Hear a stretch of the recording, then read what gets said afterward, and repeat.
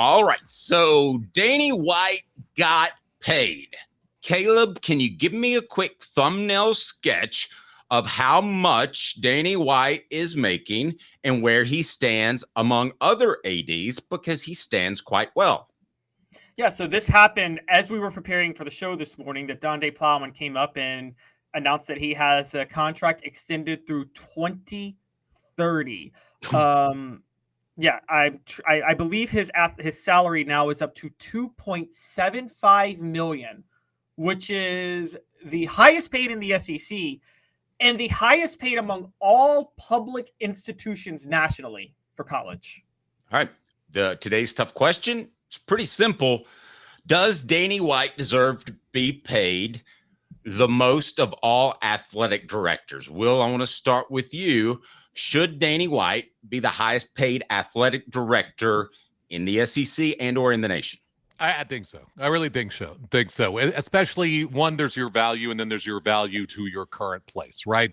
I think if you pick me up and drop me in Seattle, Washington, I don't know that I'm going to be as valuable to a broadcast outlet there as I would be here, right? But I know a lot of the inner workings, relationships, things like that.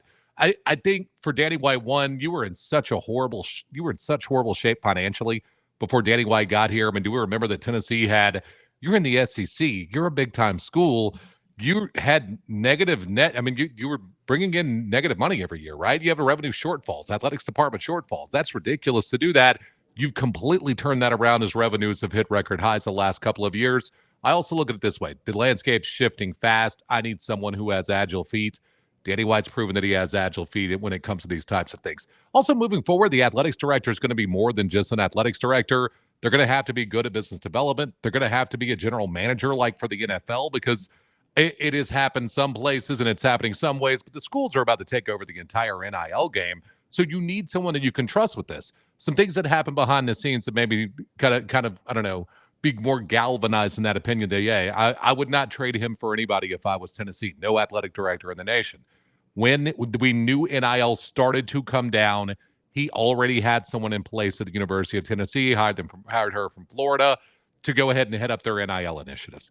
He went through to Haslam Business School. They had a communications program that was for business leaders, and he was able to convince them, hey, why don't we go ahead and set something up for athletes so that they know how to speak publicly, look a man in his eye, pull your pants up, not act like a doofus. I mean, look, we have college kids, Dave. You know how they can act, right? So they brought in some business leaders. They brought in Halloran Hill. They brought me in at times, and what they've done is try to make sure their athletes, when they speak on camera, when they speak on the microphone, when they're representing a brand, that they know how to represent themselves well. So things like that, being forward thought. I think Tennessee doing the Neyland Entertainment District, things like you're going to have to make revenue outside of just the way we've always done it in college football moving forward once revenue sharing becomes a thing. So, yeah, honestly, I wouldn't trade him for literally anyone in the nation, but especially for Tennessee, I wouldn't trade him for anyone. Pretty strong argument. Caleb, how about you? Will, I want to push back a little bit. Now, if you do resume at all of their previous stops, I would agree with you, because I got no defense for the guy I'm going to name at his stop before the place he's at now. But I think because this is a results-based business, I agree with everything you're saying about Danny White. But because, to me, pay is results-based and what you've done, I think right now LSU athletic director Scott Woodward has earned the highest pay of any athletic director in the nation because of the fact that he hired the coach who won a national title in baseball and in women's basketball. He has the football program on the cusp of it with Brian Kelly, the way Danny White does. Now, I know Danny White inherited a bigger mess. And I'm with you. If I'm Tennessee, I would not trade Danny White for Scott Woodward.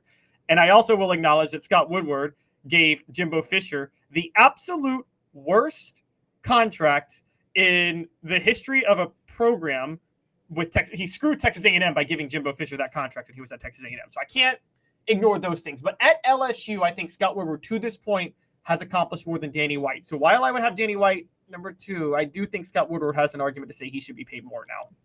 Do you think so? It's more about wins and losses as opposed to revenue? Because for me, I look at the revenue side first because I think that's about to be the biggest hurdle. So if you can give me revenue, then I think the wins will at some point in time follow. But the wins do eventually have to follow for Danny White.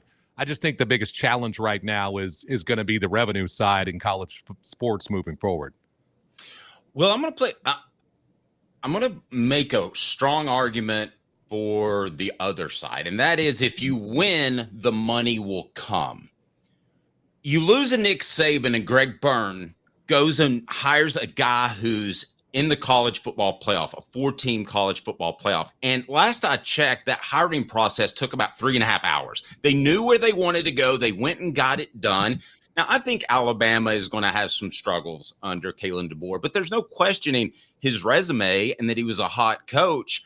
I would actually argue that Burns' hiring of him is one heck of a move, and that if he's successful, the revenue will then follow. I was just really impressed by that hire, targeting who they wanted and getting him. Yeah, no, it was an unbelievable hire to be able to get him, and I do think Saban is part of that, right? When you built the brand, because remember, we all remember where Alabama was before Nick Saban. It was USC football now, right? Nice brand. That's. I have a lot of respect for your history. I don't have a respect for who you are right now. And then Nick Saban, became the greatest coach in college football history there. So I think that had an established brand. But Greg Byrne did a fantastic job getting Kalen DeBoer. I also look at where I don't know where Alabama is from. The basketball's making money now. Women's basketball, can you make that not a loss leader? Not a loss. And right now it is for them. Their gymnastics program has been fantastic, but he didn't set that up. So he has done a good job so far. Part of it might be looking at how Danny White works specifically with Donda Plowman, Randy Boyd in that situation, dealing with your specific boosters, because Tennessee's boosters had to get put in check, right? Or you were just never going to be okay here. It was never going to be successful here. Those people, and I think Randy Boyd led that charge, but a lot of it's how you work with the people behind the scenes that you're going to have to work with. I also don't know that I think college football's made some big mistakes when it comes to setting up their revenue situation with television and things like that and conferences.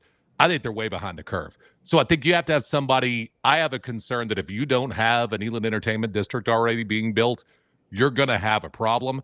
And because we've kind of localized college football to 2 areas of the country right now. The only place college football matters is the Southeast and the Midwest. Doesn't matter anywhere else. So if you're going to limit your revenue to that extent when it comes to just the number of eyeballs that are going to watch you, then I think you have to find other ways to make that revenue to be able to survive. And I think Danny White is a guy I would choose over Greg Byrne, people like that, Ross Bjork, just anybody you want to throw in those situations. I would take Danny White from the revenue standpoint, and I think that college football has a rude awakening coming in the very near future. Will's kind of changed my mind when he got into the revenue end of it. I might backtrack on that a little bit.